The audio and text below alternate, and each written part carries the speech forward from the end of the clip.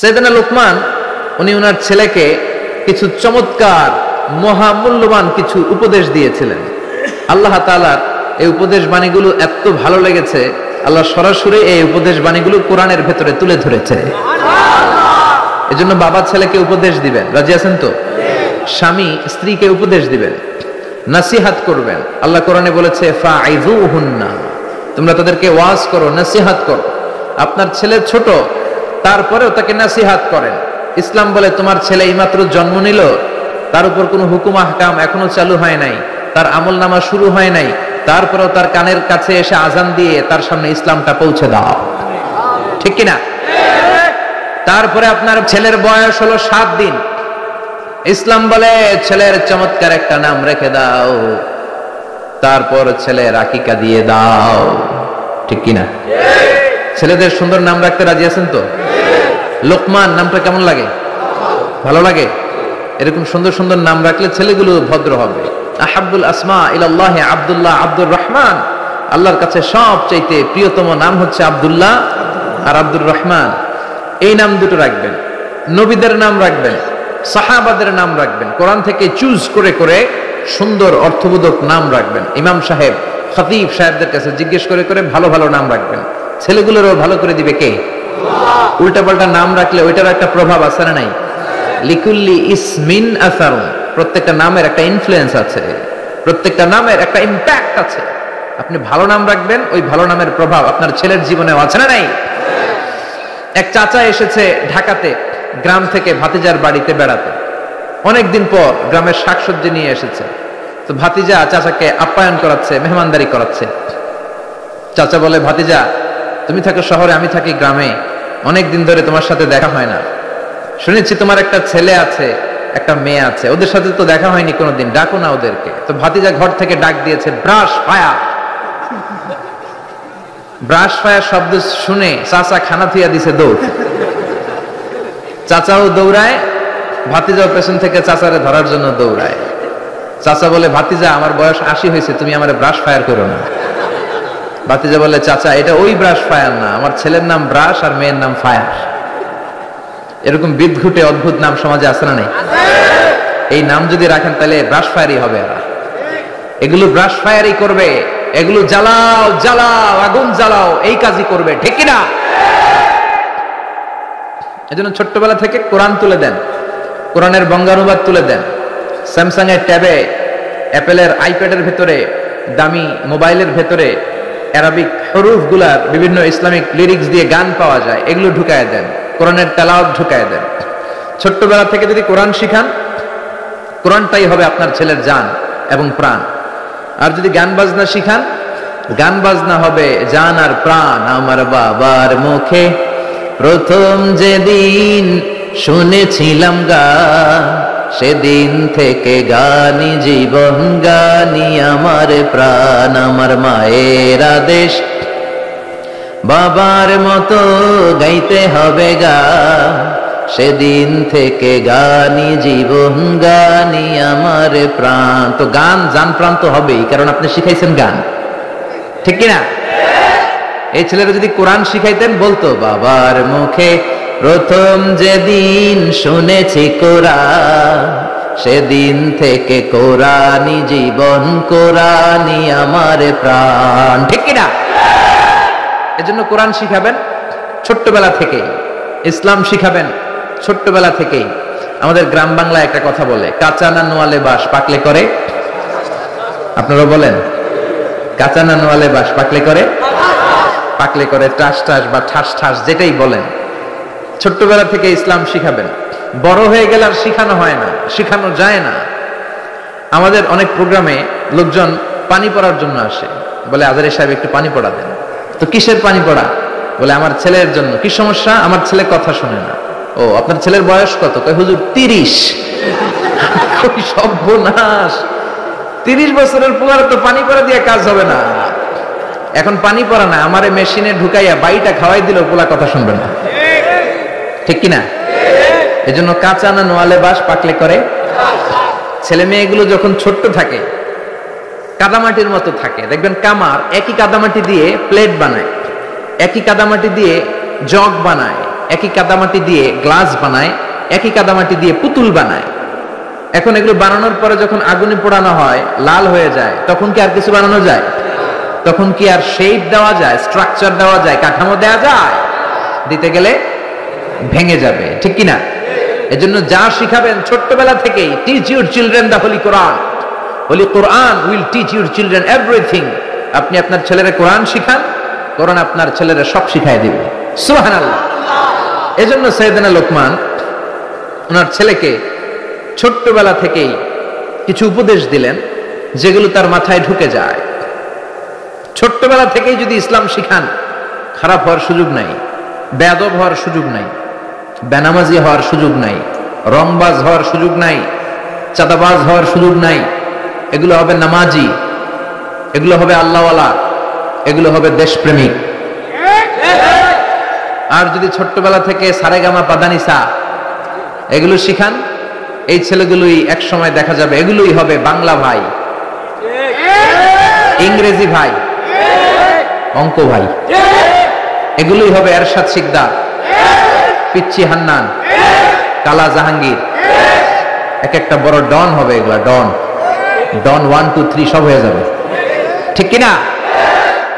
এজন্য সাইয়েদনা লোকমান বুদ্ধি করে ছোট্টবেলা থেকেই ছেলেরে জরুরি কথাগুলো শিখাইয়া দিলেন। এখন কে এই লোকমান? সাইয়েদনা লোকমান ছিলেন একজন নিগ্রু মানুষ, কুচকুচে কালো। আফ্রিকার দেশের লোকগুলো কুচকুচে কালো হয়, আপনারা যারা হজ করতে গিয়েছেন নিশ্চয়ই দেখেছেন। আবার এই সমস্ত এলাকার লোকেরা অনেকে সৌদি আরবেও থাকে, তো সৌদিতে, কুয়েতে, কাতারে ওখানেও কিছু নিগ্রু লোক দেখা যায়। তাদের ঠোঁটগুলো হয় পুরু, হাতগুলো হয় লম্বা, কুচকুচে কালো। আমি যখন মিশরে পড়াশোনা করেছি আমি দেখেছি, আমার অনেক আফ্রিকান বন্ধু ছিল কুচকুচে কালো। সাইয়েদনা লোকমান ছিলেন এরকম কুচকুচে কালো। একটু খেয়াল করে দেখেন, একজন মানুষ সাদা হোক কিংবা কালো হোক, এটা আল্লাহ ডাজন্ট ম্যাটার, আল্লাহ এটা খেয়াল করে না। তা না হলে কালো লোকের কথা আল্লাহ কোরআনে তুলে দিতেন না, ঠিক কিনা? ইসলাম বলে কালো আর সাদায় কোনো পার্থক্য নাই। There is no difference between black and white. সাদা কালোয় কোনো ডিফারেন্স নাই, ডিফারেন্স হচ্ছে তাকওয়ার দিক থেকে। ইন্না আকরামাকুম ইনদাল্লাহি আতকাকুম। যার কলিজায় আল্লাহর ভয় বেশি সেই আল্লাহর কাছে সেরা, ঠিক কিনা? এজন্য কালো হওয়ার পরেও সাইয়েদনা লোকমানের কথা আল্লাহ তুলে দিলেন কোরআনের ভিতরে সরাসরি। উনি পেশায় ছিলেন রাখাল, ছাগল চড়াতেন। সারাদিন ছাগল চড়ানোর পরে যখন ঘরে ফিরে আসতেন তখন এরকম হাজার মানুষের মিলন মেলা ওনার ঘরের বাইরে। ওনার মনিব বলে, সর্বনাশ, আমার রাখালের কথা শোনার জন্য এত মানুষ কেন? লোকদের জিজ্ঞেস করলো, তোমরা আসছো কেন? সবাই বলে, আপনার রাখাল এটা সাধারণ কোনো মানুষ নয়, সে অসাধারণ মানুষ, সে অনেক বড় জ্ঞানী পণ্ডিত ব্যক্তি। মনিব বলে, আমার রাখাল আবার পণ্ডিত হলো কবে? আজকে একটু টেস্ট করি। ইবনু জারির আত-তাবারি ওনার তাফসিরের ভেতরে, তাফসিরে তাবারিতে এই বর্ণনাটা এনেছেন। ইবনু জারির আত-তাবারির নাম শুনেছেন? অনেক বড় মুফাসসির ছিলেন, মুআররিখ ছিলেন, ইতিহাস বেত্তা ছিলেন। ওনার তাফসির বিশাল ভলিউমের তাফসির, আমরা আল আজহারে পড়েছি। ওনার তারিখের গ্রন্থ তারিখ ইবনে জারির অনেক বড় তারিখের ইতিহাসের গ্রন্থ। উনি সারা জীবনে যা লিখেছেন সেটা যদি ওনার জীবনকাল দিয়ে ভাগ করা হয় তাহলে দেখা যায় উনি প্রতিদিন গড়ে লিখেছেন প্রায় 85 পৃষ্ঠা। আপনারা 85 পৃষ্ঠা কি ডেইলি পড়েন? আমরা তো 85 পৃষ্ঠা পড়তেও পারি না। উনি প্রতিদিন অন অ্যাভারেজ গড়ে 85 পৃষ্ঠা লিখতেন। উনি ওনার তাফসির ইবনে জারিরে এনেছেন। মনিব লোকমানকে বলল, ইয়া লোকমান ইযহাব ওয়াযবাহ শাতান, যাও একটা ছাগল জবাই করো, ওয়া আখরিজ মিনহা আতিয়াবা মুদগাতাইন, জবাই করে ছাগলের দেহের সবচেয়ে দামি দুইটা অঙ্গ ছুরি দিয়ে কেটে নিয়ে আসো। সাইয়েদনা লোকমান গেলেন, ফা আখরাজা আল লিসানা ওয়াল কলব, ছাগল জবাই করে ছাগলের জিহ্বাটা আর কলবটা কেটে নিয়ে আসলেন। সুবহানাল্লাহ। মনিব আবার বললেন, ইযহাব, আবার যাও, ওয়াযবাহ শাতান উখরা, আরেকটা ছাগল জবাই করো, ওয়া আখরিজ মিনহা আখবাসা মুদগাতাইন মিনহা, এবার ছাগলের সবচেয়ে নিকৃষ্ট দুইটা অঙ্গ ছুরি দিয়ে কেটে নিয়ে আসো। সাইয়েদনা লোকমান আবার ছাগল জবাই করে আবারও আখরাজাল লিসান ওয়াল কলব, জিহ্বা আর কলব কেটে নিয়ে আসলেন। সুবহানাল্লাহ পড়বেন না? মনিব বলে, মা হাযা ইয়া লোকমান, লোকমান এটা আবার কেমন কথা? সবচাইতে দামি অঙ্গ কেটে আনতে বললাম, জিহ্বার কলব আনলাম, সবচেয়ে নিকৃষ্ট দুইটা অঙ্গ কেটে আনতে বললাম, সেবারও জিহ্বার কলব আনলাম। এবার সাইয়েদনা লোকমান উত্তরে বলে, জিহ্বা এমন অঙ্গ, এই অঙ্গ যদি ভালো হয় এর চেয়ে ভালো আর কোনো অঙ্গ হয় না। আর জিহ্বা এমন অঙ্গ, এই অঙ্গটা যদি খারাপ হয়ে যায় এর চেয়ে খারাপ অঙ্গ দেহে আর হয় না। এই জিহ্বা দিয়ে যদি কোরআন তেলাওয়াত করেন, এই জিহ্বা দিয়ে যদি আল্লাহর জিকির করেন, এই জিহ্বা দিয়ে যদি হকের কথা বলেন, সত্য সাক্ষী দেন, এই জিহ্বা দিয়ে যদি দ্বীনের দাওয়াত দেন, এই জিহ্বার চেয়ে ভালো অঙ্গ আর মানব দেহের মধ্যে দ্বিতীয়টা হতে পারে না। আর এই জিহ্বা দিয়ে যদি মানুষকে আপনি গালি দেন, মুখের কথা দিয়ে যদি কষ্ট দেন, এই জিহ্বা দিয়ে যদি চুগলখুরি করেন, গীবত করেন, মানুষের মধ্যে প্যাচ লাগান, সমাজে অশান্তি লাগান, জিহ্বার চেয়ে নিকৃষ্ট না, ঠিক কিনা? এজন্য আল্লাহ বললেন আলাম নাজআল লাহু আইনাইনি ওয়া লিসানাও ওয়া শাফাতাইনি ওয়া হাদাইনাহুন নাজদাইন। ওরে গোলাম, তোরে কি আমি চোখ দেই নাই? তোরে কি আমি ঠোঁট দেই নাই? তোরে কি আমি জিহ্বা দেই নাই? জিহ্বা দিলেন কে? আল্লাহ। দেহের সবচেয়ে নরম অঙ্গ, জিহ্বার চেয়ে নরম অঙ্গ দেহে আর আছে? একটা চুল পড়লেও টের পাওয়া যায়, পাওয়া যায় না? পাওয়া যায় না? ছোটবেলা আমরা বলতাম জিহ্বা হইতো মুসলমান, দাঁত হইলো কাফের। আপনারা বলতেন? কারণ দাঁতের ভেতরে যদি কুরবানির গোশত খাইতে খাইতে আটকায়, জিহ্বা দিয়ে ঠেলে ঠেলে বের করা যায়, ঠিক কিনা? যে জিহ্বা দাঁতের উপকার করলো, সেই দাঁত প্রায় জিহ্বাকে কামড় দেয়, ঠিক কিনা? এজন্য আমরা ছোট্টবেলা বলতাম জিহ্বা হচ্ছে মুসলমান, দাঁত হলো কাফের। আবার ছোট্টবেলা ছেলেমেয়েরা বলতো কালো পিঁপড়া গুলো হচ্ছে মুসলমান, লালগুলো কাফের। ওই যে কামড়াইতো, এই কারণে। তো জিহ্বাটা এত নরম অঙ্গ, নরম নরম টিস্যু দিয়ে আল্লাহ জিহ্বাকে তৈরি করেছেন। আমাদের জিহ্বার পার স্কয়ার সেন্টিমিটারে টেস্ট বাড রয়েছে 184টা। সেই হিসাবে এই ছোট্ট জিহ্বা দিয়ে আপনি কয়েক হাজারেরও বেশি ধরনের খাদ্যের স্বাদ আস্বাদন করতে পারেন। আল্লাহু আকবার। আবার জিহ্বাটা এত নরম, আল্লাহ বললেন নরম জিহ্বা দিয়ে নরম কথা বলো, ফাকুলা লাহু কওলান লাইয়িনান লাআল্লাহু ইয়াতাযাক্কারু আও ইয়াখশা। ও মুসা, তোমার মেজাজ দিয়েছি গরম, কিন্তু জিহ্বা দিয়েছি নরম। ফেরাউনের কাছে যখন দ্বীনের দাওয়াত নিয়ে যাবা, গরম মেজাজটা নিয়ে যেও না, নরম জিহ্বা দিয়ে নরম ভাষায় দাওয়াত দিবা, ঠিক কি না? নরম জিহ্বা দিয়ে নরম ভাষায় দাওয়াত দিলে হয়তো ফেরাউনের কলিজাটারেও হেদায়েতের দিকে ঝুঁকিয়ে দিতে পারে কে? এজন্য আল্লাহ বলেন আলাম নাজআল লাহু আইনাইনি ওয়া লিসানাও ওয়া শাফাতাইন। আমি তোরে জিহ্বা দিয়েছি, জিহ্বা দিয়েছে কে? আপনি হিউম্যান অ্যানাটমি নিয়ে যদি একটু চিন্তা করেন, একটু ফিকির করেন, আপনি অবাক হয়ে যাবেন যে আল্লাহ তাআলা কেমন করে আমাদের এই শরীরবিদ্যা, এই অ্যানাটমি সেট করেছেন। যেইখানে যেই অঙ্গটা দেওয়া দরকার আল্লাহ সেটা সেখানে দিয়েছেন। নাক যেখানে হলে ভালো ওখানে, জিহ্বা যেখানে হলে ভালো, যেমন হলে ভালো ঠিক ওখানে, মুখ যেখানে হলে ভালো ঠিক ওখানে দিয়েছেন। নাক এইখানে না দিয়ে আমাদের প্রত্যেকের নাক যদি আমাদের পিঠে দিয়ে দিত, আল্লাহ কি অবস্থা হতো? কথা শুনতেছেন? কোনো খাবার খাওয়ার আগে খাবারটা কি ভালো না বাসি হয়ে গেছে ওটা দেখার জন্য পিঠে নেওয়া লাগতো, ঠিক কিনা? সুবহানাল্লাহ পড়বেন না? চোখ দুইটা দিলেন এত চমৎকার জায়গা, একসাথে দেখা যায়, নাক দিয়ে শোকা যায়, তারপরে খাওয়া যায়। চোখ দুইটা যদি এইখানে না থেকে মাত্র 2 ইঞ্চি উপরে হইতো, ডান চোখটা যদি এইখানে হইতো, বাম চোখটা যদি এখানে হইতো, কি হইতো? শীতের বিকালে ফুটবল খেলতে যায়, ফুটবলে হেড দিলে চোখ দুইটা ডিমের মতো পুষ হয়ে যেত, ঠিক কিনা? কি আজীব তামাশা, কত সুন্দর সেটিং আল্লাহ। অনেকে বলে কানগুলো আল্লাহ এরকম পেঁচাই দিছে কেন? কপাল পোড়া, মূর্খ, নাদান, জানেই না।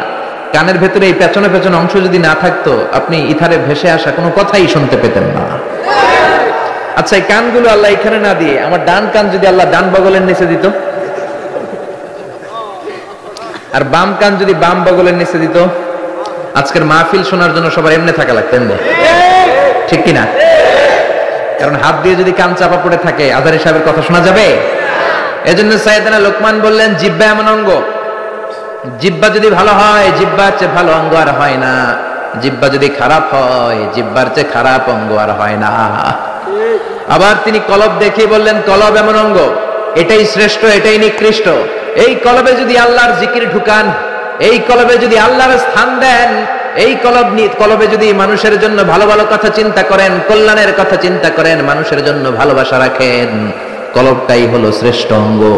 আর কলবে যদি আল্লাহরে না বসায় শয়তানরে বসান, এই কলবের মধ্যে যদি শয়তানের জিকির রাখেন, এই কলব দিয়ে যদি মানুষের জন্য হেট্রেট রাখেন, ঘৃণা, হিংসা, অহংকার, এগুলো দিয়ে যদি মানুষের জন্য ঘৃণা পুষে রাখেন, হিংসা পুষে রাখেন, এই কলবের চেয়ে নিকৃষ্ট অঙ্গ আর হতে পারে।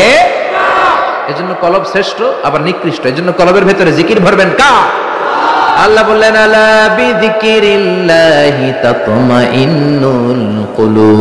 দুনিয়ার কোন জিনিস দিয়ে কলব ঠান্ডা হয় না, কলব ঠান্ডা হয় একটা জিনিস দিয়ে, লা ইলাহা লা ইলাহা ইল্লাল্লাহু মুহাম্মাদুর রাসূলুল্লাহ সাল্লাল্লাহু। এজন্য কলবে জিকির থাকবে কার? নাকি কলবে আয়না বসাইবেন?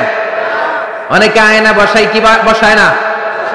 বলে আয়না বসাইয়া দে মোর কলবের ভিতর বাবারে, বলে বলে। আপনারা বসাবেন না তো? জিকির করবেন কার? মনিব বলে তাই তো আমার এই রাখাল তো যেন তেন কোনো রাখাল নয়, এটা তো অনেক মহাজ্ঞানী রাখাল। মনিব বলে যা রে লোকমান যাপ, আর আমার রাখালগিরি করার কোনো দরকার তোর নাই, আজকে থেকে তোরে আমি আজাদ করে দিলাম। তোর হিকমতপূর্ণ কথাগুলো সমাজে ছড়িয়ে দে। সেই লোকমানের কথা আমরা শুনবো, পড়েন ইনশাআল্লাহ। আল্লাহ বললেন ওয়ালাকাদ আতাইনা লুকমানাল হিকমাতা আনিশকুর লিল্লাহ ওয়া মান ইয়াশকুর ফাইন্নামা ইয়াশকুরু লিনাফসিহি ওয়া মান কাফারা ফাইন্নাল্লাহা গনিয়্যুন হামিদ। আল্লাহু আকবার।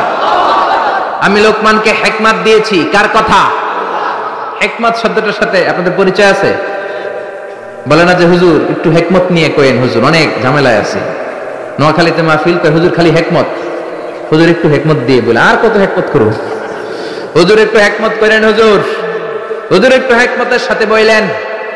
আপনার বলার দরকার নাই, হুজুর হিকমতের সাথেই বলবে, কারণ আল্লাহ দাঈল আল্লাহকে বলেছে কথা যখন বলবা হিকমতের সাথে দাওয়াত দিবা। উদউ ইলা সাবিলি রাব্বিকা বিল হিকমাতি ওয়াল মাউইযাতিল হাসানাতি ওয়াজাদিলহুম বিল্লাতী হিয়া আহসান।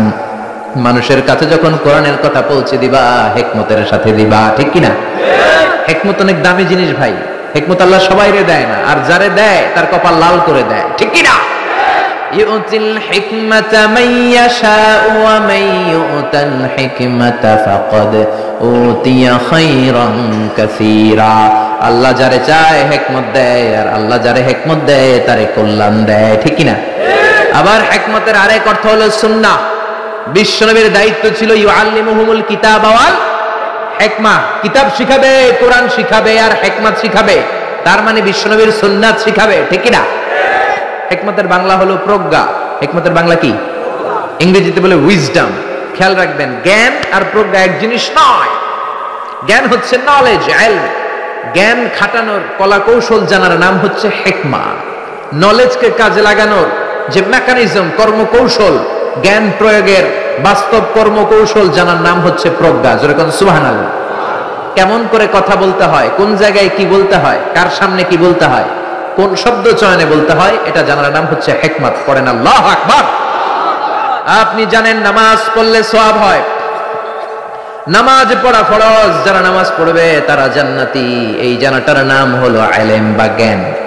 কিন্তু কেমন করে রুকু করতে হয়, কেমন করে সিজদা করতে হয়, এটা জানার নাম হলো হিকমত। সুবহানাল্লাহ। আল্লাহ আমাদেরকে হিকমত দিয়ে ধন্য করুক, আমরা পড়ি আমিন।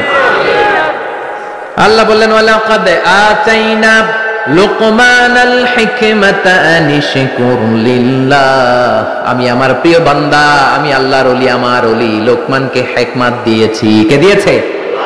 আর তারে বলেছি আনিশকুর লিল্লাহ, শুকরিয়া করবা একজনের, তিনি কে? ওয়া মান ইয়াশকুর ফাইন্নামা ইয়াশকুরু লিনাফসি। আর যে শুকরিয়া করে তার নিজের জন্যই করে।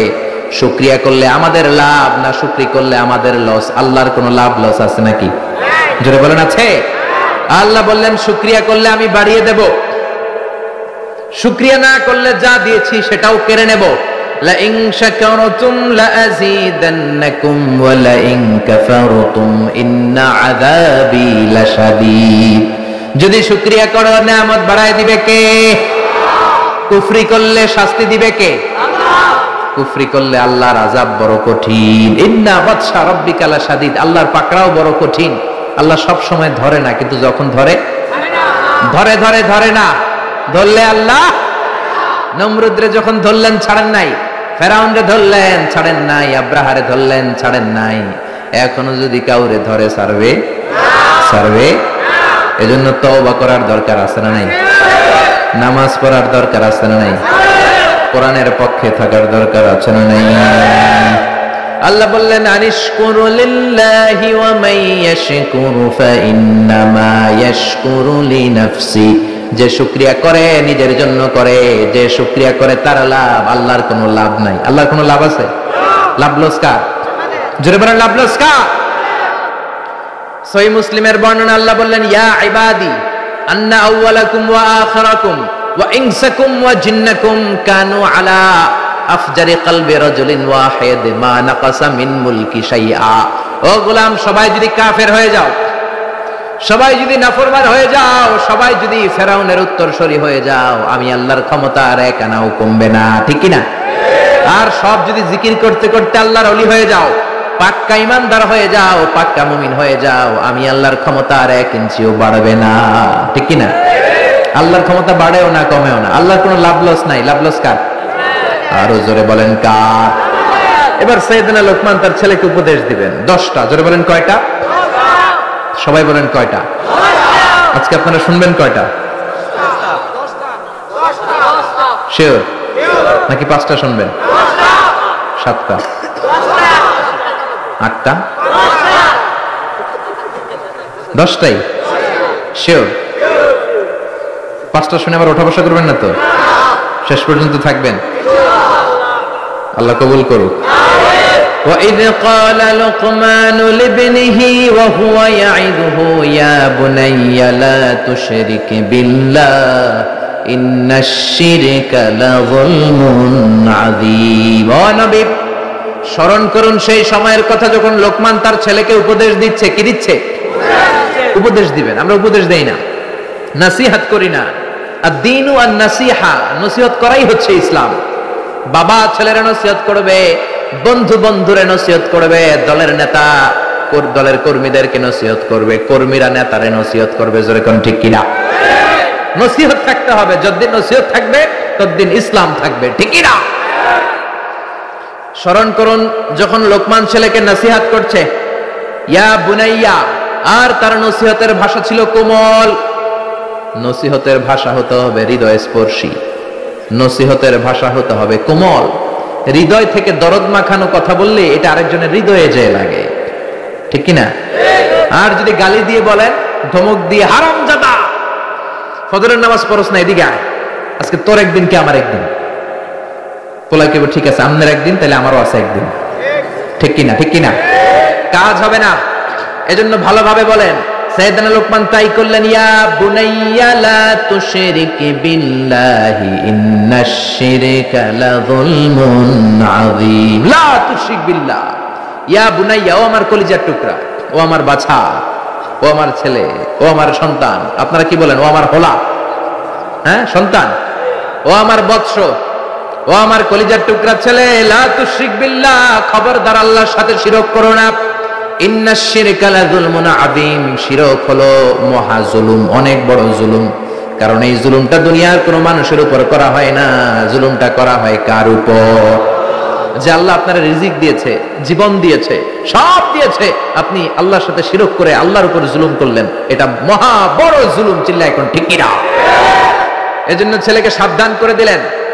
বাবা যারা এসেছেন, ছেলেরা প্রথমে শিরকের ব্যাপারে সাবধান করবেন। কারণ শিরক হলো ঈমান বিধ্বংসী মারণাস্ত্র। এই শিরক, এটা এইডস এর চেয়ে ভয়ঙ্কর, এটা ক্যান্সারের চেয়ে ভয়ঙ্কর। ক্যান্সারের অ্যানসার আছে, শিরকের কোনো অ্যানসার নাই। এজন্য বিশ্বনবী বলতেন, আখফা মিন দাবিবিন নামাল, পিপিলিকা যেমনি গুটি গুটি পায়ে মিষ্টির বক্সের দিকে এগিয়ে যায়, তেমনি শিরক গুটি গুটি পায়ে তোমার দেহের ভেতরে ভাইরাসের মতন ঢুকে তোমার ঈমানটারে সারখার করে দেয়। এজন্য আমরা যখন নামাজে দাঁড়াই, আল্লাহ বলে নামাজ পরে পড়িস, আগে বল শিরক করস কিনা। আমরা বলি ওয়াজ্জাহাতু ওয়াজহিয়া লিল্লাযী ফাতারাস সামাওয়াতি ওয়াল আরদা হানিফাও ওয়া মা আনা মিনাল মুশরিকিন। না, আল্লাহ শিরক করি না। ওয়া মা আনা মিনাল, আল্লাহ আমি শিরক করি না। আবার জিলহজ মাসে যখন হজে যান, আল্লাহ বলে হজ পরে করিস, আগে বল শিরক করস কিনা। আমরা বলি লাব্বাইক আল্লাহুম্মা লাব্বাইক, লাব্বাইক লা শারীকা লাক লাব্বাইক, আল্লাহ আপনার কোনো শরীক নাই, আমরা শিরক করি না। এজন্য শিরক হলো বড় পাপ, শিরক হলো মহা পাপ, সব পাপের বাপ। এজন্য ছেলের শিরক থেকে বাঁচাইতে হবে, ঠিক কি না? আল্লাহ বললেন ইন্নাল্লাহা লা ইয়াগফিরু আন ইউশরাকা বিহি ওয়া ইয়াগফিরু মা দুনা যালিকা লিমান ইয়াশা। আল্লাহ চাইলে সব গুনাহ মাফ করে দিতে পারেন, শুধুমাত্র শিরকের গুনাহ মাফ করেন না। খবরদার, ক্যান্সারের অ্যানসার আছে, শিরকের কোনো অ্যানসার। এজন্য আল্লাহ বললেন হাদিসে কুদসিতে, ইয়া ইবাদি লাউ আতাইতানি বিকরাবিল আরদি খাতায়া, কিয়ামতের দিন পাহাড় পরিমাণ গুনার স্তূপ নিয়ে যদি আমার সামনে আসো, জমিন পরিমাণ গুনাহ নিয়ে যদি আমার সামনে আসো, ওই গুনার মধ্যে যদি কোনো শিরকের গুনাহ না থাকে, আমি পাহাড় পরিমাণ দয়ার ক্ষমা নিয়ে বান্দা তোমার কাছে হাজির হয়ে যাব। পাহাড় পরিমাণ গুনাহ করছেন, কিন্তু ওই গুনার ভিতরে কোন গুনাহ নাই? শিরকের গুনাহ নাই। তাহলে পাহাড় পরিমাণ দয়া, ভালোবাসার ক্ষমা নিয়ে আপনার কাছে হাজির হয়ে যাবে কে? এজন্য খবরদার, লাইন আশরাকতা লা ইয়াহবাতান্না আমালুক, যদি শিরক করো আমলগুলোরে বাতিল করে দিবে কে? এজন্য সাইয়েদনা লোকমান ছেলেরে বললেন, লা তুশরিক বিল্লাহি ইন্নাশ শিরকা লাযুলমুন আযীম। ও আমার ছেলে, খবরদার শিরক করবা না। ছেলে মেয়েরা আজকে যাই বলতে পারবেন? কি বলবেন? ও বাবা শিরক করিস না, আদর করে বললেন। হ্যাঁ, ও আমার বাবা, আমার বাজান, আমার কলিজার টুকরা, তুই আমার সব। বাপরে বাপ, শিরক করিস না, শিব বড় পাপ, সব পাপের বাপ, ঠিক কি না? সাবধান করে দেন। শিরক দুই ধরনের, শিরকে আকবার, আরেকটা হচ্ছে শিরকে আসগার। আলোচনাটা কঠিন লাগতেছে? সহজ করে কইতে আমায় কহজে, সহজ করে যায় না কওয়া সহজে। সহজ করে বলার চেষ্টা করতেছি, আপনারা একটু বোঝার চেষ্টা করতে হবে। শিরক দুই ধরনের, শিরকে আকবার, শিরকে আসগার। শিরকে আকবার যদি করেন, আপনি শেষ, আমও শেষ, সালাও শেষ, ঈমান শেষ, মুশরিক হয়ে যাবেন। নতুন করে কালিমা পড়তে হবে মুসলমান হওয়ার জন্য, ঠিক কি না? এই শিরকে আকবার তিন ধরনের। প্রথমটা হলো আশ-শিরকু ফির রুবুবিয়্যাহ, রবের ব্যাপারে কোনো ছাড় নাই। রব যদি আল্লাহরে না মাইনা আরেকজনরে মানেন, মাইর আছে না নাই? এজন্য কবরের প্রথম প্রশ্ন কি? মার রাব্বুক, তোমার রব কে? আপনাকে বলতে হবে আল্লাহ আমারে রব। দমে দমে তন মনে তারি অনুভব, পড়েন আল্লাহ আমারে রব। এজন্য কবরের প্রথম প্রশ্ন রব, আমাদের রব কে? এই আল্লাহ ছাড়া যদি কাউকে আপনি রবের জায়গায় স্থান দেন, আপনি শিরক করে ফেললেন, ঠিক কিনা? আল্লাহর ক্ষমতার মতো যদি কাউরে মনে করেন, আল্লাহর মতো যদি কাউরে বানান, আল্লাহর আসনে যদি কাউরে বসান, সেটাই শিরক, ঠিক কিনা? দুই নাম্বার হলো শিরক ফিল উবুদিয়্যাহ, বুঝার চেষ্টা করেন। ইবাদতে শিরক, ইবাদত পাওয়ার একমাত্র হকদার কে? মসজিদে যে আমরা সিজদা দেই কারে? এখন আপনি যদি মসজিদেও সিজদা দেন, মাজারে যেও সিজদা দেন, মুমিন না মুশরিক? মুমিন না মুশরিক? মাজারে সিজদা দিবেন? কিন্তু অনেকে মাজারে সিজদা দেয় কি দেয় না? পত্র পত্রিকায়, ফেসবুকে, অনলাইনে ছবিগুলো আছে না নাই? পুরুষের চেয়ে মহিলারা বেশি যায়। গোলাপশাহ মাজারে তো আপনি অল টাইম 24 আওয়ার্স গেলেই মহিলারা এমনি উল্টে বেড়ে থাকে, সেজদা, জন্মের সেজদা দেয়। কেন সেজদা দিলেন মা? বলে আমার মেয়ে আছে 5টা, আমার ছেলে লাগবে, ছেলে। বাবা আমারে ছেলে দিবে, বাবা আমারে সন্তান দিবে। সন্তান দেয়ার মালিক কে?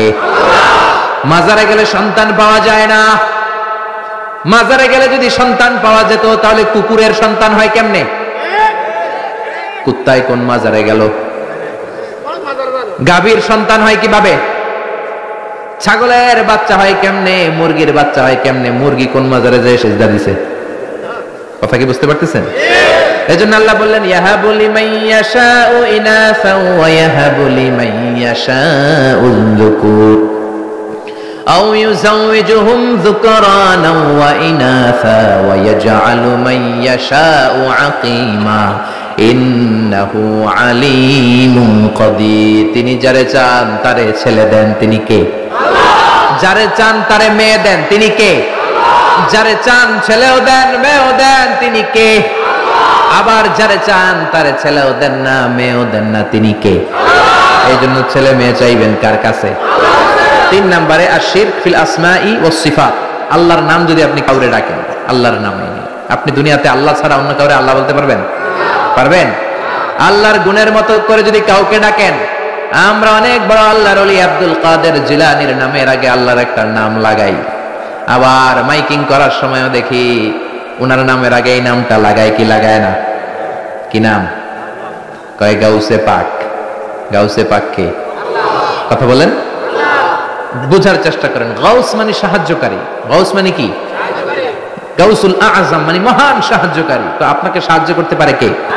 চিল্লায় বলেন কে? এজন্য খবরদার, আল্লাহর নামে অন্য কাউরে ডাকা যাবে। আব্দুল কাদের জিলানী শুধু বড়ই আল্লাহর ওলি ছিলেন না, বড় মুজাহিদ ছিলেন, মুফতাকির বিল্লাহ। ওনার সময়কার বাদশা ওনার বিরুদ্ধে জিহাদ করেছেন, জিহাদ করে কালিমার পতাকা উড়িয়েছেন। মাইনুদ্দিন চিশতি, খাজা মাইনুদ্দিন চিশতির নামে অনেক কথা বলে, কিন্তু উনি বড় মুজাহিদ ছিলেন। পৃথ্বীরাজ, হিন্দুস্তানে পৃথ্বীরাজের সিংহাসনকে উল্টিয়ে ভারতবর্ষে হিন্দুস্তানের মতো জায়গায় তিনি কালিমার পতাকা গেড়েছেন, ঠিক কি না? কিন্তু তাদের জিহাদের অবদানের কথা বলে না, সমাজ সংস্কারের কথা বলে না, তাদের উল্টা পাল্টা কারামতের কথা বলে লোকজনদেরকে বিভ্রান্ত করে, যখন ঠিক কিনা? এজন্য এই শিরকগুলো করা যাবে না। 2 নাম্বার হচ্ছে শিরকে আসগার, ছোট শিরক। এই ছোট শিরক যদি আপনি করেন, আপনি মুশরিক হবেন না, কিন্তু আপনার কবিরা গুনাহ হবে। কি গুনাহ? তওবা করতে হবে, তা না হলে মাফ নাই। যখন ঠিক কিনা? সবচেয়ে জঘন্যতম শিরকে আসগার হলো আর রিয়া। বিশ্বনবী বলেন, আমার ইন্তেকালের পরে তোমাদের ব্যাপারে যেই শিরকে আসগার আমি সবচেয়ে ভয় পাই, সেটা হলো রিয়া। সেটা কি? রিয়া আমাদের মধ্যে আছে না নাই? হজ করছে, হাজী সাহেব না করলে বেড়াইছে একটা যায়। তো হজ করছেন আপনি কারে খুশি করার জন্য? জোরে বলেন। তো আপনি আলহাজ না বললে সেটা জান কেন? আলহাজ নামের আগে লাগাবেনই না, এটা তো আপনার ইবাদত। আলহাজ যদি লাগান, আল মুসল্লি লাগান না কেন? আপনি তো নামাজি, আপনার দরকার আল মুসল্লি, আল মুজাক্কি, আস-সায়েম, আলহাজ কুতুবুদ্দিন মানে নামাজি, সায়েম মানে রোজা পালনকারী, আল মুজাক্কি মানে যাকাত আদায়কারী, আল হাজ মানে হজ পালনকারী, কুতুবুদ্দিন। ঠিক কি না? একটাও লাগাবেন না। হজ করেছেন কারে খুশি করার জন্য? দুনিয়ার কোনো মানুষের শোনানোর দরকার নাই যে আমি আলহাজ। ঠিক কি না? ঠিক কি না? ঠিক কি না? এরকম অনেক শিরকে আসগার আছে আমাদের সমাজে, এগুলো অহরহ। বিশ্বনবী বলেছেন, আল হালাফু বিগাইরি ইসমিল্লাহ, আল্লাহ ছাড়া অন্য কারো নামে শপথ করা, কসম করাও শিরকে আসগার। কিন্তু আল্লাহর নাম ছাড়া অন্য নামে কসম আছে না নাই? কয় হুজুর কোরআনের কসম, হুজুর মসজিদের কসম, কাবার কসম, বিদ্যার কসম, মাথার কসম, মায়ের বুকের দুধের কসম, আর কি কি কসম আছে কন্ত? মাটির কসম। কিসের কসম? ছেলের কসম, ছেলের কসম, মেয়ের কসম। আছে না নাই? আছে না নাই? করা যাবে। কসম কাটলে একজনের নামে কাটবেন, তিনি কে? বিশ্বনবী বলেছেন, মান কানা হালিফান লা মাহালাতা ফালিয়াহলিফ বিল্লাহ। কোন ঝামেলায় পড়ে কোন বিষয়কে বেশি গুরুত্ব আরোপ করার জন্য, এমফাসাইজ করার জন্য যদি কখনো কসম কাটতে হয়, একজনের নামে কাটবা, তিনি কে? আল্লাহর নামে কসম হবে, আল্লাহ ছাড়া কারো নামে কসম হবে। এরপর বিশ্বনবী বললেন, লা তিয়ারাতা ফিল ইসলাম, ইসলামে তিয়ারা বলতে কিছু নাই, সুলক্ষণ, কুলক্ষণ, অপয়া, কুফা বলতে কিছু নাই। কিন্তু আমরা কথায় কথায় বলি তুই কুফা, ঠিক কিনা? খেলার সময় তুই ঢুকলে মাশরাফি আউট হয়ে যায়, তুই ঢুকলে আমার দলের লোকেরা আউট হয়, বলি না? ভুয়া কথা। ও ঢুকলেও আউট হবে, না ঢুকলেও আউট হবে, ঠিক কিনা? নতুন বউ আসছে বাড়িতে, বৌমারে শাশুড়ি বলে, মা একটু চা বানায় খাও। নতুন বৌমা, নতুন বাড়ি, নতুন জায়গা, বুঝে নাই, চা বানাতে যে প্রেস্টিজ ভেঙে ফেলছে। এখন তো বউটা তো ভালো না, এটা তো অপয়া, এটা তো কুলক্ষণে, এটা অমঙ্গলে, বলে না? বলে না? এজন্য খবরদার, এগুলো বলা যাবে। মুসলমান বিশ্বাস করে ওয়াল কদর, তাকদীরের উপর, খাইরিহি ওয়া শাররিহি মিনাল্লাহ, ভালো হোক মন্দ হোক একজন করতে পারে, তিনি কে? আল্লাহ। এরপরে ইতিয়ানুল আররাফিন, গণকের কাছে যাওয়া। গণক বাবারা আছে না নাই? গণকদের কাছে যাওয়া যাবে না। কেউ যদি গণকের কাছে যায়, যে যদি কিছু জিজ্ঞেস করে, ওই জিজ্ঞেসকারীর 40 দিনের নামাজগুলারে বাতিল করে দিবে কে? শুধু জিজ্ঞেস করছেন, যে জিজ্ঞেস করছেন যে আমার একটা সমস্যা, এটা কি হইতে পারে? গণক তো কোনো ভবিষ্যৎ বলতে পারে না, ভবিষ্যৎ বলতে পারে একজন, তিনি কে? গণকের কাছে যাবেন না, তবে যেতে পারেন এক শর্তে, যে বলবেন গণক বাবা চেম্বার দিয়েছেন কেন, কি হয় এখানে? গণক বলবে আমি সব জানি, আমি ভবিষ্যৎ বলে দিতে পারি, ভবিষ্যতে কি হবে আমি সব জানি। তখনই দিবেন 20 কেজি ওজনের এক থাপ্পড়। থাপ্পড় দিলে যদি সে চটে যায়, রেগে যায়, বলবেন আপনি তো ভবিষ্যৎ জানেন, আমি যে এসে থাপ্পড় দিব তাও তো জানেন, জানি আসে না কেন থাপ্পড়টা খেলেন, কেন দৌড় দিলেন না? ঠিক কিনা? এভাবে গণকদেরকে সাইজ করার দরকার আছে না নাই? তুলা রাশি, বৃষ রাশি, কর্কট রাশি, সিংহ রাশি, সিংহ রাশি, এরপরে কন্যা রাশি, এরপরে উল্লুক রাশি, ভাল্লুক রাশি, কুত্তা রাশি, বিলাই রাশি, আছে না নাই? আছে না নাই? তারপরে হাতের রেখা দেখে কথা বলে, হাতের রেখায় সব আছে। আপনি যাবেন, ম্যাগনিফাইং গ্লাস ইউজ করে ওরা, মানে ছোট জিনিসকে বড় দেখা যায়, এরকম গ্লাস নিয়ে এক চোখ বন্ধ করে এভাবে দেখবে, আর বলবে তোমার হাতের রেখা অনেক ভালো, তুমি সদর দক্ষিণের পোলা, তোমার কপাল ভালো, এই রেখাটা যদি এই দিক দিয়ে ওদিকে যায়, তুমি কিছুদিনের মধ্যে ইনশাল্লাহ সৌদি আরব, তারপরে কয়েকদিনের মধ্যে বিয়ে করতেছো, অনেক টাকার মালিক হবা, তুমি অনেক বড় নেতা হবা, দেদারসে অনেক কিছু শোনায় দিবে আপনাদের। আসলে সে কিচ্ছুই জানে না, জানে একজন, তিনি কে? তারপরে কাইতন বাঁধে, ছোট্ট ছেলে মেয়েদের কোমরের মধ্যে কাইতন বাঁধে না? আপনাদের এলাকায় বাঁধে? তাবিজ ঝুলা, এতগুলা করে তাবিজ, গলায় এতটি, হাতে এতটি, এদিকে এতটি, আবার কোমরে এতটি। তাবিজের ভারেই তো পোলায় অসুস্থ হয়ে যাবে। সুস্থ হবে কি করে? বিশ্বনবী তাবিজ ঝুলান নাই, বিশ্বনবী ঝাড়ফুঁক করতেন, রুকিয়া, ঝাড়ফুঁক করবেন। বিশ্বনবী হাসান হুসাইনকে ঝাড়ফুঁক করতেন। বুখারীর বর্ণনা, আউযু বিল্লাহি আউযু বিকালিমাতিল্লাহি তাম্মা মিন কুল্লি শাইতানিন ওয়া হাম্মা ওয়া মিন কুল্লি আইনিন লাম্মা, এই দোয়াটা পড়ে বিশ্বনবী হাসান হুসাইনকে ফু দিতেন। বিশ্বনবী তাবিজ দেখলে ছিঁড়ে ফেলতেন, সাহাবারা তাবিজ দেখলে ছিঁড়তেন, আর আমরা তাবিজ ঝুলাই। তাবিজ আপনার কিচ্ছু করতে পারে না, করতে পারে কে? কোরআনের আয়াত দিয়ে তাবিজ দেয়া যাবে কিনা এটা একটা ইখতিলাফি মাসালা, কিন্তু নিরাপদ হচ্ছে আপনি তাবিজের কাছেই যাবেন না, আপনি ঝাড়ফুঁক করবেন। আপনার রাত্রেবেলা জিনে ধরে যাতে আপনি সূরা ফালাক, সূরা নাস পড়ে ফু দেন, আয়াতুল কুরসি পড়ে ফু দেন, জিনের বাদশাও দিবে দৌড়। ঠিক কিনা? এজন্য আয়াতুল কুরসি পড়বেন, সূরা ফালাক, নাস পড়বেন। লাবিদ ইবনুল আসাম, ইহুদিদের মিত্র, বিশ্বনবীকে ব্ল্যাক ম্যাজিক করলো। 4 মাস বিশ্বনবী অসুস্থ, নড়তে চড়তে পারে না। বিশ্বনবী 4 মাসে তাবিজ ঝুলায় নাই। 4 মাস পরে সাইয়েদনা জিব্রাইল সূরা ফালাক, সূরা নাস নিয়ে নাজিল হয়ে যায়। 2 সূরার মধ্যে 11টা আয়াত। বিশ্বনবীর নিয়ে একটা কুয়ার কাছে যে সাইয়েদনা জিব্রাইল বললেন, ও নবী, কুয়ার ঢাকনা তোলেন, দেখবেন একটা চিরুনি আছে। ওই চিরুনির ভিতরে বিশ্বনবীর দাড়ি আর চুল নিয়ে এই লাবিদ ইবনুল আসাম, ইহুদিদের মিত্র, 11টা গিট মেরেছে। কয়টা? বিশ্বনবী বললেন, ও নবী, একটা করে গিট খোলেন আর পড়েন কুল আউযু বিরাব্বিল ফালাক, একটা করে আয়াত পড়েন, আপনারা সুস্থ করে দিবে কে? এজন্য সূরা ফালাক, সূরা নাস পড়ে ফু দিবেন। জিন ভূতের অশরীর কোনো আত্মা যদি আপনার উপর আসর করে, আসর মুক্ত করে দিবে কে? এরপরে হাতের মধ্যে আজমির শরীফের সুতা বাঁধে, সাদা আর লাল কালারের, দেখছেন? আপনাদের এলাকায় তো নাই না? আছে, আছে, আছে। খবরদার, যুবকেরা যদি হাতে থাকে ছিঁড়ে ফেলো। এটার উপর তাওয়াক্কুল করবা না, তাওয়াক্কুল করবা কার উপরে? পরীক্ষার রাতে দেখলাম এক ছেলে আজমির শরীফের সুতা নিয়ে ঘুরে, কিরে পরশ না কেন? কই যে সুতা আছে, সুতা আমার A+ কে ঠেকাইবো, কে ঠেকাইবো? এই যে সুতা দিয়ে A+ পাবো। সুতা A+ দিবে? আপনাকে পড়তে হবে, প্রিপারেশন নিতে হবে, আর তাওয়াক্কুল করতে হবে একজনের উপর। তিনি কে? আর জোরে বলেন, তিনি কে? এজন্য এগুলোর উপর কোনো বিশ্বাস নাই। রাশিফল বিশ্বাস করা যাবে না, গণক বাবার উপর বিশ্বাস করা যাবে না, হাতের রেখার উপর বিশ্বাস করা যাবে না, কারণ হাতের রেখার মধ্যে কোনো ভাগ্য থাকে না। ভাগ্য তো তারও থাকে যার হাত থাকে না। হাত নাই, পা নাই, এরকম বিকলাঙ্গ মানুষ পৃথিবীতে আছে না নাই? তো যে লোকটা হাত ছাড়া জন্মালো, ওর ভাগ্য আছে না? সুবহানাল্লাহ পড়েন। একটু চিন্তা করলেই আপনি সব টের পাবেন। এরপরে খবরদার, ইঁদুরের কাছে দাঁত চাওয়া যাবে না। নাকি চাইবেন? এলাকায় আছে দাঁত পড়ে গেলে ইন্দুরের গর্ত খুঁজে, যে বলে, ইন্দুর মামা, আম্মাই কইছে আমনে নাকি আমার বড় মামা, আমার মোটা দাঁত নিয়ে আপনার চিকন দাঁত দেন। মানুষের রুচি কত নিচের দিকে নামলে আশরাফুল মাখলুকাত হয়ে ইঁদুরের গর্তের কাছে যে দাঁত চায়। ও মিয়া, দাঁত নেয় কে?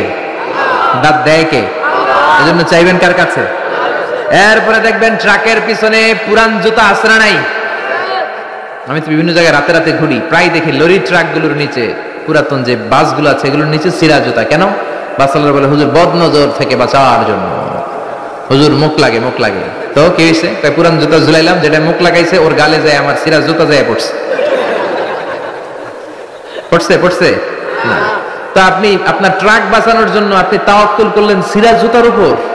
আপনার ট্রাক বাঁচবে কেমনে? এটা তো রাস্তায় আপনি অ্যাক্সিডেন্ট করে মরবেন, এমনি তো আপনি মরবেন, ঠিক কি না? তাওয়াক্কুল হবে একজনের উপর, তিনি কে? তারপর অনেক ড্রাইভাররা মাজার দেখলে গাড়ি স্লো করে, আছে না নাই? কেন স্লো করলা? কয় হুজুর বাবা অনেক গরম, গরম বাবা, জোরে চালাইলে আমার গাড়ি উল্টায় দিব, আপনি মইরা যাবেন। তো মাজারে যে শুয়ে থাকে সে যদি গাড়ি উল্টায় দেয়, সে যদি দুর্ঘটনার কারণ হয়, সে যদি মানুষ মারে, ওটা কি বাবা নাকি ডাকাত? ওটা কি বাবা না সন্ত্রাস? এজন্য এগুলোতে বিশ্বাস করা যাবে না। বাচ্চাদের কপালে টিপ দেয় কেন? বদনজর থেকে বাঁচবে না। বাচ্চাকে ঘর থেকে বের করার আগে সূরা ফালাক সূরা নাস পড়ে ফু দিবেন, আয়াতুল কুরসি পড়ে ফু দিবেন। বদনজর থেকে বাঁচাবে কে? কালো টিপ দিবেন না তো। অবাক করা কাণ্ড, আমি আমার বাসার একটা অনেক পুরাতন অ্যালবাম ঘাটতে ঘাটতে দেখি আমার 7-8 বছরের বা 6-7 বছরের একটা ছবি, আমার কপালের দিকে এরকম কালো টিপ দেওয়া। আম্মারে ধরলাম, ঘটনা কি? কালো টিপ দিছো কেন? কয় তোর নানি কইছে। নানিরে ধরলাম, ও নানি তুমি এই কথা কইছো কেন? কয় তোর বড় আম্মা কইছে। বড় আম্মা মইরা গেছে, আর খুঁজা পাই না। বড় আম্মা বেঁচে নাই, আল্লাহ ওনারা জান্নাত নসিব করুক। তো আগে এই যে নানি, বড় মা, দাদি এরা যা বলতো এটাই ছিল রেফারেন্স। এখন আমরা কোরআন থেকে শুনি, কোরআন থেকে মানি, ঠিক কিনা? এরপরে বলে পরীক্ষার দিন সকালে ডিম খাওয়া যাবে না। তার মানে একবার 100-এ কমন পড়ছে ওনাদের। সবার হাসি দেখে মনে হচ্ছে 100-এ 100 কমন। সদর দক্ষিণে এটা ঘরে ঘরে আছে না? ভুয়া কথা। আমি যতবার ডিম খেয়ে গেছি ততবারই ফার্স্ট পরীক্ষায়। ইচ্ছা মতো ডিম খেয়ে যাবা, পরীক্ষায় ফার্স্ট বানাই দিবে কে? এরপরে বলে খবরদার জট কলা খাবি না। জমজ সন্তান হবে, বলে না? জট কলা ইচ্ছা মতো খাইবেন। জমজ সন্তান হলে তো আরো ভালো, 2বারের কাজ একবারে সারলো, ঠিক কিনা?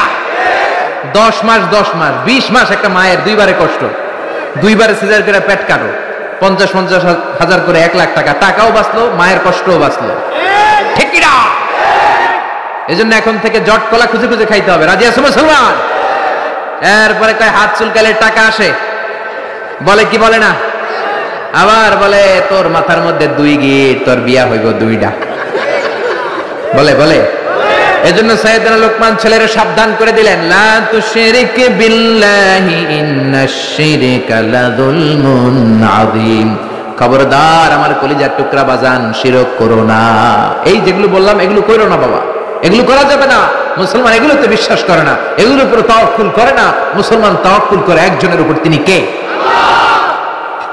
2 নাম্বার উপদেশ, ইয়া বুনাইয়া ইন্নাহা ইন তাকুম মিসকালা হাববাতিন মিন খারদালিন ফাতাকুন ফি সাখরাতিন আও ফিস সামাওয়াতি আও ফিল আরদি ইয়াতি বিহাল্লাহ ইন্নাল্লাহা লাতীফুন খাবীর। আল্লাহু আকবার। 10টা শুনবেন তো? মনে মনে কইতেছে হুজুর যেমনে ধরছে টাইট কইরা সারা রাত নিয়ে ফেলবে না, অল্প কয়েক মিনিটে শেষ করে দিব, আর লম্বা করবো না, অনেক কষ্ট হচ্ছে আমি বুঝতেছি, 11:30 বাজে। 2 নাম্বার উপদেশ, ইয়া বুনাইয়া, ও আমার সন্তান, তুমি যদি সামান্য কোনো ভালো কাজ করো কিংবা জাররা পরিমাণ পাপ কাজ করো, এটা আকাশে উঠে করো কিংবা পাহাড়ে ঢুকে করো কিংবা জমিনের ভেতরে লুকিয়ে করো, কেউ দেখে নাই, দেখেছে কে? কেউ যেটা দেখে না দেখে কে? কেউ যেটা শোনে না শোনে কে? কেউ যেটা বোঝে না বোঝে কে? ইন্নাল্লাহা লাতীফুন খাবীর, তিনি সূক্ষ্মদর্শী। এখান থেকে পিছনে সিপাই কি হইতেছে আমি দেখি না, কিন্তু দেখে কে? প্যান্ডেলের উপরে কি হচ্ছে আমরা দেখি না, দেখে কে? বাংলাদেশের ওই প্রান্তে রোহিঙ্গাদের সাথে কি আচরণ হচ্ছে কেউ দেখে না, দেখে কে? ছেলেরে এই ব্যাপারে সচেতন করে দিলেন। ছেলেরা প্রথমে বললেন বাবা খবরদার শিরক করিস না।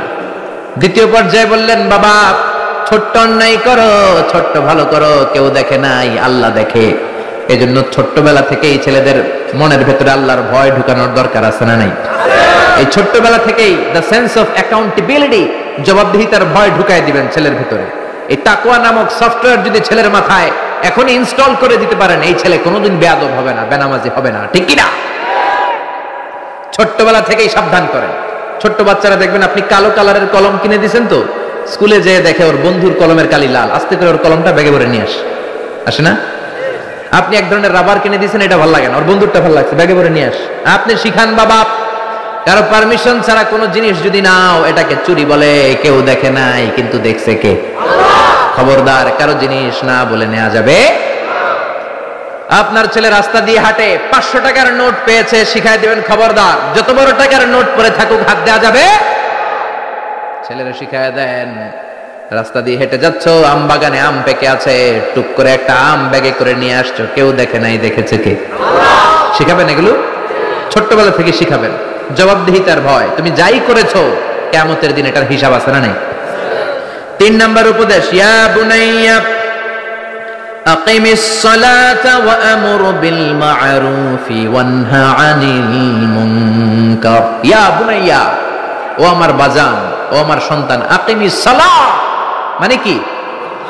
সালাতে কায়েম করো, সালাতে কায়েম করো, হবে সম্মানী তুমি, হবে জান্নাতি তুমি, হবে সম্মানী তুমি, হবে জান্নাতি তুমি, দিবে কাল হাসরে শীতল ছায়া আরশে আজিম, রাব্বিয়াল আলা রাব্বিয়াল আযীম। আল্লাহু আকবার। আকিমিস সালাহ, বাবা সালাত কায়েম করো, নামাজ পড়ো, কেননা নামাজের হিসাব প্রথমে নেওয়া হবে। আউয়ালু মা ইউহাসাবু বিহিল আবদু ইয়াউমাল কিয়ামাতি আস-সালাহ। কিয়ামতের দিন সর্বপ্রথম যেই জিনিসটার হিসাবে হবে সেটা হলো নামাজ। ফাইন সলুহাত সলুহা সাইরু আমালি, নামাজের হিসাব যদি সহজ হয় পুরো আমলনামাটারে সহজ করে দিবে কে? আল্লাহ। ওয়া ইন ফাসাদাত ফাসাদা সাইরু আমালি, নামাজের হিসাব যদি গন্ডগোল লেগে যায় সব গন্ডগোল পাকায় দিবে কে? এজন্য ছেলেরা ছোট্টবেলা থেকেই নামাজ শিখাবেন। রাজি আছেন তো? তাহলে সাইয়েদনা লোকমান প্রথমে বলল বাবা শিরক করবি না, তারপরে বলল বাবা যাই করো না কেন কেউ না দেখে কে? তারপরে বলল বাবা সালাত কায়েম করো। কি কায়েম করো? বিশ্বনবী বললেন মুরু সিবিয়ানাকুম বিসসালাতি ওয়া হুম সাব'উ সিনিন, ছেলের বয়স যখন 7 হয় নামাজের আদেশ দাও। ওয়াদরিবুহুম আলাইহা ওয়া হুম 10 সিনিন, 10 বছর বয়স হলে নামাজের জন্য শাসন করো। ঠিক কি না? বয়স যখন 7 শাসন করবেন না, বলবেন বাবা নামাজে যা, সাথে করে নিয়ে যাবেন। অবশ্যই বাচ্চাদেরকে মসজিদে নিয়ে যাবেন। আমাদের বাংলাদেশে বাচ্চা নিয়ে মসজিদে ঢুকতে দেয় না। কিছু মুরব্বীরা চাইতে ওঠে, কিছু মুরব্বীরা রেগে যায়। এই মুরব্বীরা ওই বাচ্চার বয়সে মসজিদের দিকে পয়রা পিছলা খেয়ে পড়েও নাই। ঠিক কি না? কিন্তু বাচ্চা দেখলে ধমকায়। পৃথিবীর কোন দেশে বাচ্চা মসজিদে ঢুকলে ধমকায় না। বাচ্চারা খেলা করতেছে, আওয়াজ করতেছে, কেউ কিছু বলে না। একটু ডেকে বলে দুষ্টামি করো না, ওই পাশে যাও, আস্তে আস্তে খেলো, ডিস্টার্ব যাতে না হয়। কিন্তু বাংলাদেশে ছোট্ট বাচ্চা নিয়ে ঢুকলেই বিপদ।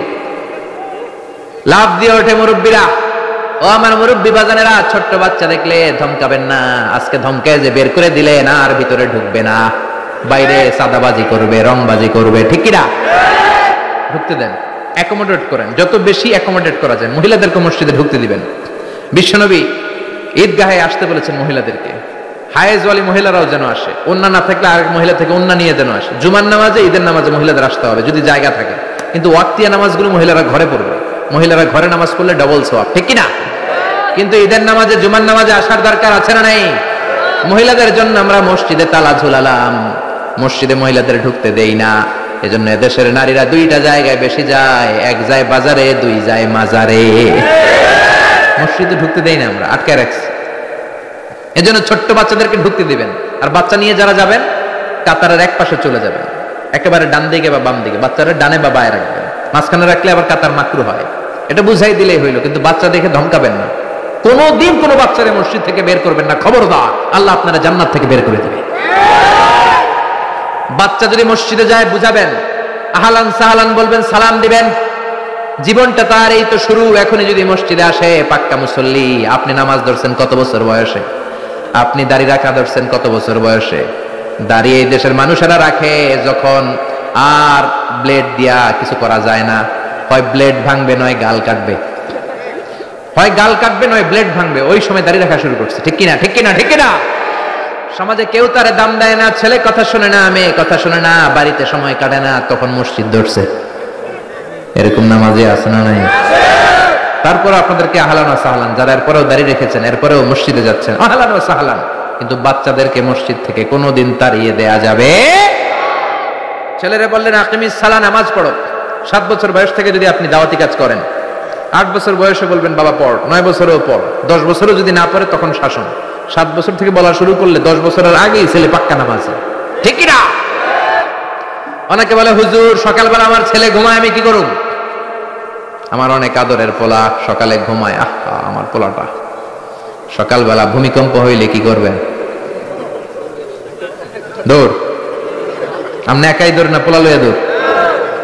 তা আদরের পোলা না, একটু ঘুমায়। সকালবেলায় আগুন লাগলে কি করবেন? আগুন লাগলে কি করবেন? আদরের পোলা আর একটু ঘুমাক নাকি?